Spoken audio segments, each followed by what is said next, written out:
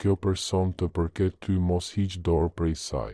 Në jetë vjen një moment kur shpirti luhatet mes të mbajturit fort dhe të lëshuarit. Fillon të vësh në dyshim shenjat, kohën, heshtjen, distancën. Pyet veten nëse e ke imagjinuar këtë lidhje apo nëse universi po luan me ty. Por thellë në brendësi ndjen diçka që nuk mund ta mohosh, është dikush që shpirti yt thjesht nuk dëshiron ta lëshoj.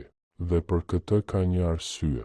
Sa do të përpiqesh të shpërqendrohesh, sa do larg t'ju ndaj jeta, ekziston një e vërtetë që gjithmonë kthehet tek ti. Kjo person të përket ty.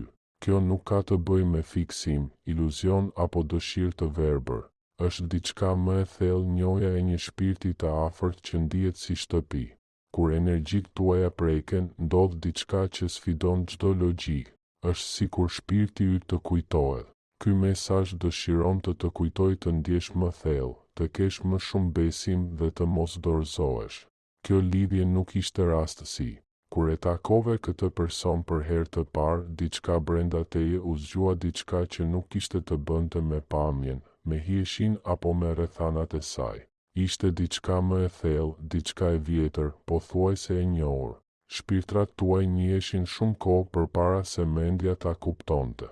Në atë moment ndjeve një qetësi të çuditshme, sikur bota të ishte ndalur për një çast vetëm për të dhënë një mesazh. Kujdes, ky njeri është i rëndësishëm. Edhe kur më vonë gjërat u bën të ndërlikuara, edhe kur keqkuptimet, krenaria apo frika ngritën mure, një gjë mbeti e vërtet, lidhja e parë ishte e pastër, e sinqertë dhe hyjnore. Universi nuk e shpërdoron energjinë për njerëz që nuk kanë rëndësi në jetën tënde. Edhe pse nuk e tregon, kjo person të ndjen. Ndjen mungesën tënde, dashurinë tënde, energjinë tënde. Edhe në ditët kur duket e largët, kur hesht apo sillet sikur asgjë nuk e prek në thellësi, mbetet e lidhur me ty. Në momentet e qeta ajo mendon për ty, dëgjon zërin tënd, kujton fjalët dhe gjestet e tua. Vetëm e fsheh, sepse ka frikë të humbas kontrollin mbi ndjenjat e saj. Por brenda vetes tashmë e di, ti nuk je thjesht dikush, je personi që shpirti i saj e ka njohur. Distanca midis jush nuk do të thotë që ajo nuk të do. Ajo po lufton betejë të brendshme që ti nuk mund t'i shohësh. Plagë të vjetra, frikëra të thella, pasiguri, të gjitha këto e ndalojnë. Ndonjëherë dashuria e frikson, ndonjëherë ndjenjat e mbingarkojnë, ndonjëherë lidhja i duket shumë e fortë, shumë e vërtetë, shumë e fuqishme. Ajo nuk po ikën prej teje, por prej asaj që nuk e ka shëruar ende brenda vetes. Megjithatë universi i përshpërit, mos ik më, kjo lidhje është e sigurt. Dhe ngadalë, me dhimbje, fillon të kuptoj se të ikësh prej teje është njësoj si të ikësh prej vetes. Ti erdhe në jetën e saj për t'i zgjuar zemrën. Prania jote nuk ishte rastësi. I tregove se si duket një lidhje e vërtetë, çfarë do të thotë dashuri e sinqertë, si ndihet të jesh me të vërtetë i parë. Preke diçka brenda saj që kishte fjetur për një kohë të gjatë, i riktheve besimin në dashuri, i kujtove se çfarë do të thotë të jesh i dëshiruar në mënyrë të pastër dhe të ndershme. Edhe pse është distancuar, ajo nuk mund ta mbyllë plotësisht derën, sepse ke prekur një pjesë të shpirtit të saj që askush më parë nuk e kishte arritur. Një lidhje e tillë nuk mund të fshihet as nga koha, as nga distanca, as nga heshtja. Universi nuk lejon që kjo lidhje të marrë fund. Nëse do të ishte thjesht tërheqje, një fazë, një lidhje e përkohshme, ju tashmë do të kishit vazhduar më tej. Por sa herë që përpiqesh të heqësh dorë, jeta të dërgon shenja, këngë, ëndra, numra, kujtime, emocione të papritura. Këto nuk janë rastësi, por mesazhe. Universi e mban këtë lidhje gjallë, sepse ajo ka ende një qëllim. Historia juaj nuk ka përfunduar. Ka diçka tjetër që do të vijë, diçka që shpirti yt tashmë e di. Ajo mendon të kontaktoj. Zemra e saj po zbutet, frika po humbet forcën, mendja e saj po fillon të pranojë atë që shpirti e ka ditur prej kohësh. I mungon prania jote, rishikon në mendje bisedat e vjetra dhe pyet veten nëse mund të funksionojë përsëri. Ka frikë të mos bëj gabime, por ka edhe më shumë frikë të mos të humbas përgjithmonë. Hapi pas hapi universi po e çon përsëri drejt teje. dhe kur të vi do të jetë e vërtet pa lojra, pa konfuzion, pa pasiguri.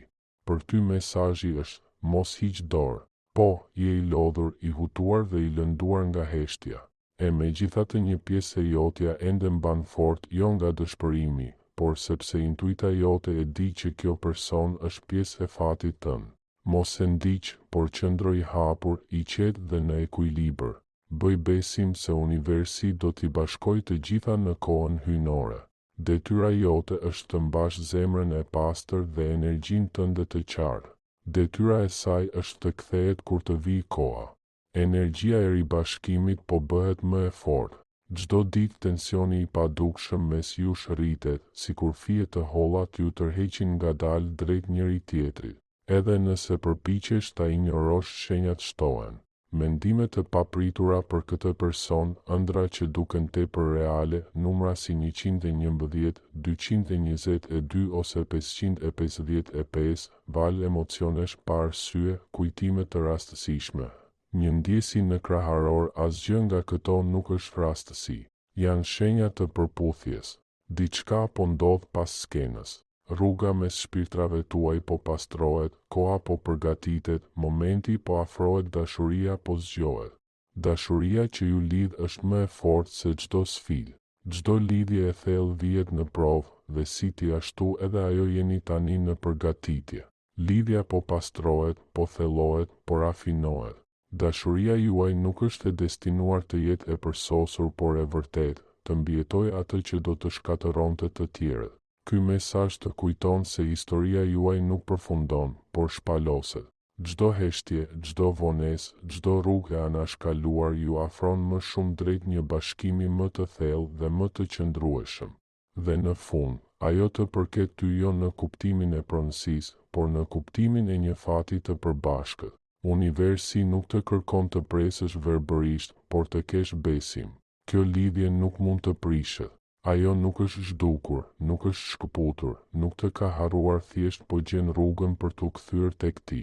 Mos hiq dorë, mos e humb besimin, mos lejo që frika të shkatërrojë atë që fati po ndërton. Qëndro i hapur, i qetë dhe në harmoni me veten. Sepse kur ajo të kthehet dhe ajo do të kthehet, do të kuptosh pse zgjati kaq shumë, pse dhembi kaq shumë, pse universi të bëri të presësh. Çdo vonesë ishte përgatitje, çdo heshtje ishte shërim, çdo distancë ishte përputhje. Së shpejti zemrat tuaja do të takohen përsëri jo si dy shpirtra të humbur, por si dy njerëz që më në fund janë gati për lidhjen që gjithmonë u është caktuar. Nëse të pëlqeu ky mesazh, mos harro të pëlqesh videon, ta ndash dhe të abonohesh në kanalin ton. Faleminderit për mbështetjen.